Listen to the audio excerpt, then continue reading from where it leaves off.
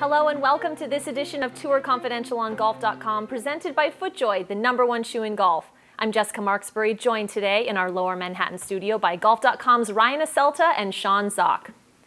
Dustin Johnson's tour of dominance continues. He won his third event in only 6 starts. And Ryan, we know that Dustin is pretty much the lead favorite when it comes to the Masters. But let's play devil's advocate for a minute and say, why won't Dustin Johnson be wearing the green jacket in 2 weeks' time? Wow, this is as tough of a devil's advocate that we've tried to be in a while, right? He won at Riviera, best player in the world, #1. He's got this new short game all of a sudden. So I'm going to tell you why he's not going to win the Masters. Well, you look at the history here.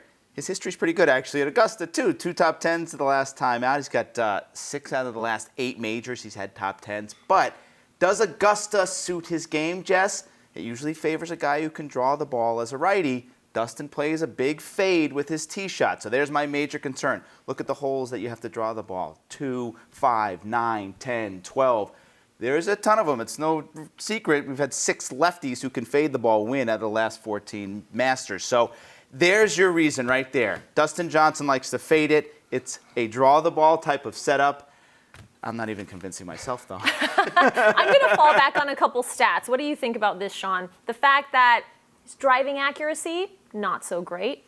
Sand save percentage, not so great. All right, we're gonna lean on those 2 things and say, okay, no way he can win the Masters because of those 2 stats. Yeah, what are your thoughts? Those are the only 2 really, really minor flaws in his game right now, and he pretty much squashes them every week he's out there.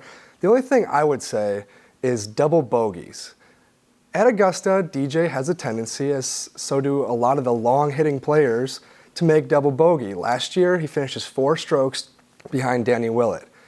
On Sunday, 2 double bogeys. Turn those into pars. All of a sudden, you got a playoff on Sunday with Danny Willett and Dustin Johnson. So dumb stuff happens, but that's about all I got to argue against DJ. Okay, well, if we go away from DJ's own game, let's talk about some of the other players out there. Here's a reason why he might not be wearing a green jacket. Maybe Jon Rahm, Jordan Spieth, right? I mean, there are some pretty serious contenders out there that could take it away from him, Ryan. Rory McIlroy as well, obviously, waiting to see if he finally gets that green jacket. Yeah, the talent pool is just keeps getting deeper and deeper and deeper. You see a guy like Rahm not fazed by going head-to-head, found himself down big in that match against DJ. He storms back to make it competitive. So, yeah, it's not going to be a cakewalk. It's easy for the Vegas odd makers to say DJ's the favorite, put all your money on him, but he's going to face a test. He's going to face a test from the other players. He's going to face the test of the golf course, the test of the pressure down the stretch Sunday at the Masters. Let's see how he handles that and see how his putter. That's the one thing that I can say obviously favors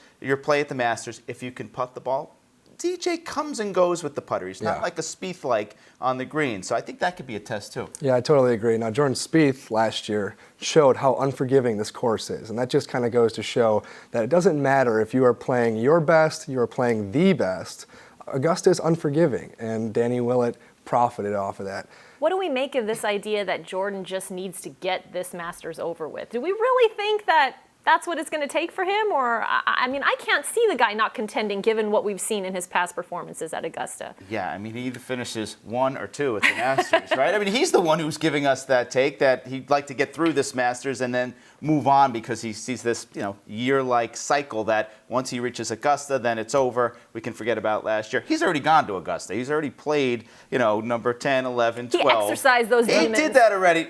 Granted, it was a recreational round at Augusta National. So, yeah, we're going to talk about it up until Thursday, the Masters.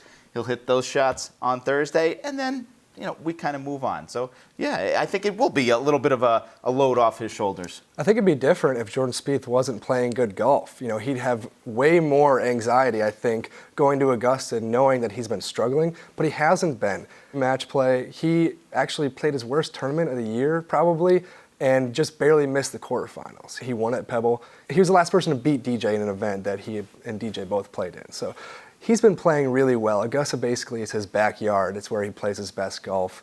2 second-place finishes, 1 first-place finish. It's going to be between those 2, I think, when you think about who's a favorite on Thursday. Well, let's let the Masters hype commence, right, yes. guys? Only 2 weeks away. We're so excited. Ryan, Sean, thank you so much for your time and insight. And thank you all for joining us on this edition of Tour Confidential on Golf.com, presented by FootJoy, the #1 shoe in golf. We'll see you right back here next week.